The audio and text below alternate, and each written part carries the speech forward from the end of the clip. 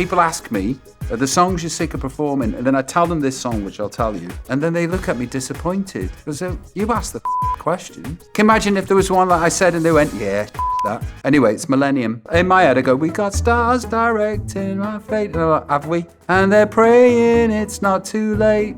Are they? Because we know we're falling from grace. Are we? Millennium. It's just welded on at the end, isn't it? Nothing to do with the song.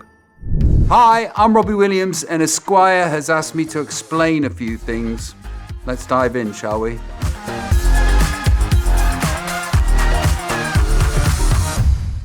When was the last time you listened to a Take That song?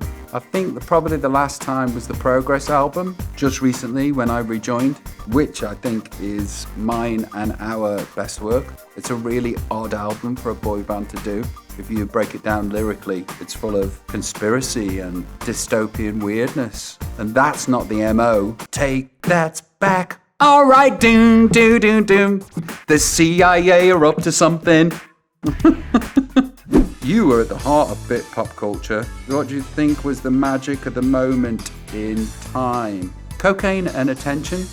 Britain hasn't stopped being Britain. It just hasn't got the oxygen that it had at the time. And also, we were really mean and rude. We said mean and rude things as a matter of course, and it's not very good for the soul, but it makes great copy. You played Nebworth and many other epic events. What's one event you wish you had a chance to play? To be honest with you, I've got so much wrapped up in the idea of being Robbie Williams and what that means, that there is an ego death. I play stadiums, right? If they took that away from me and I was in arenas, it'd be problematic for me. How mad is my life that arenas don't jive well because I want to be in stadiums? This is a problem because I'm 50 and I could do with just cutting that out. I get in the car and I turn up. I don't care where it is, as long as it's a stadium. Explain your strategy to stay positive. Marry a wonderful person. Before Ida, miserable, rehab, miserable, depression, anxiety, agoraphobia. After Ida, great. Since kids though, I'm on steroids when it comes to positivity because it's not about me anymore, he said, lying. You've had your share of celebrity beefs, many of which you've moved on from. Which beefs are you happy are behind you? So here's the thing about these sort of things, right? I know nothing about fungus-infested trees. I'm creating art, man. Do I need to know about fungus-infested trees? No. Can somebody take care of that for me? Yeah. Do I find out about it by mistake when I'm on the internet one day and I'm like, have we got fungus-infested trees? Yes, that also happens. The new film, however, will trigger a few people. I sent the first script to Gary Barlow and he read it and he phoned me. And there's no shouting, but he's just like, Rob, I come across worse than Darth Vader in the first Star Wars. I have to tell my story and I have to speak and think how I spoke and thunk back then. And it wasn't complimentary. And neither would his be to me. If the film was Robbie Williams' period from 2012 to 2024, it'd be a love letter to Gary Barlow, but it wouldn't be as interesting. What did you learn from some of the difficult moments you had with Liam Gallagher? How did you make peace with him? That I'm deeply sensitive, and if you belittle me or bully me, it's napalm death for you. Here's the thing about Liam Gallagher. The voice of our generation, charisma off the charts, wonderful to watch, incredible to listen to. The world is a better place for having Liam Gallagher in it. And how did you make peace with him? He tweeted me when there was a story about my parents being ill, and it was very, very lovely.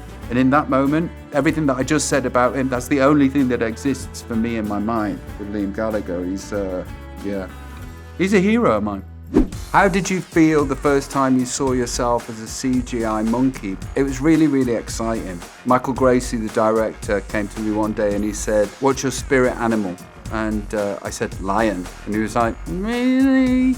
I was like, monkey? And he was like, yeah.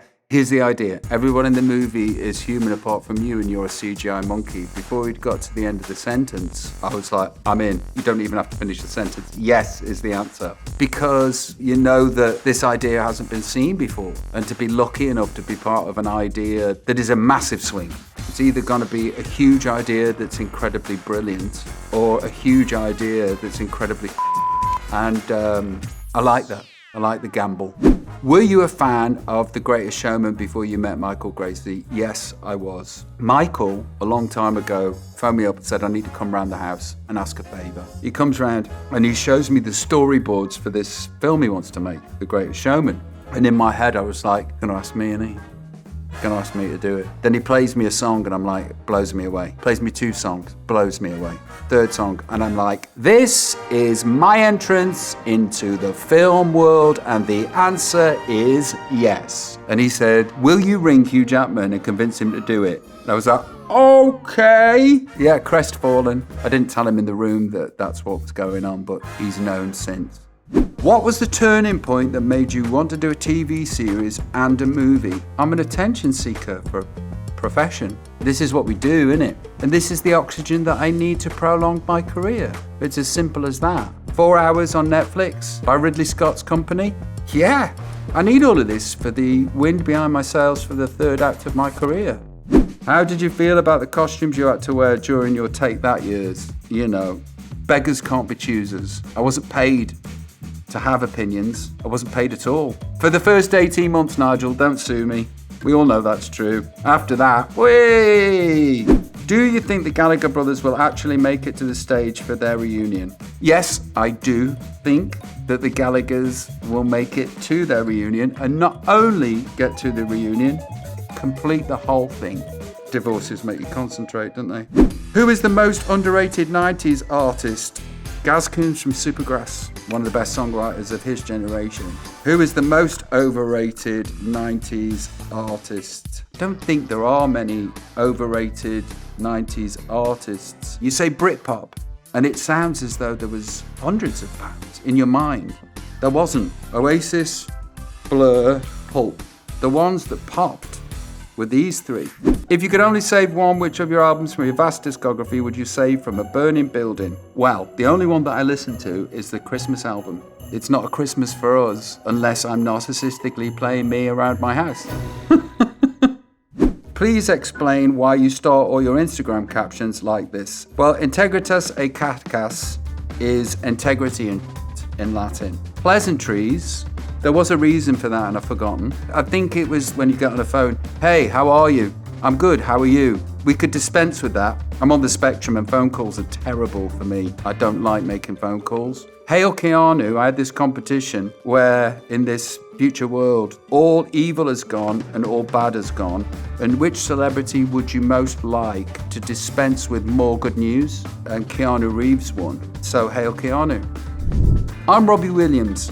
What you've heard in this interview will be in a few tabloids. Good reading.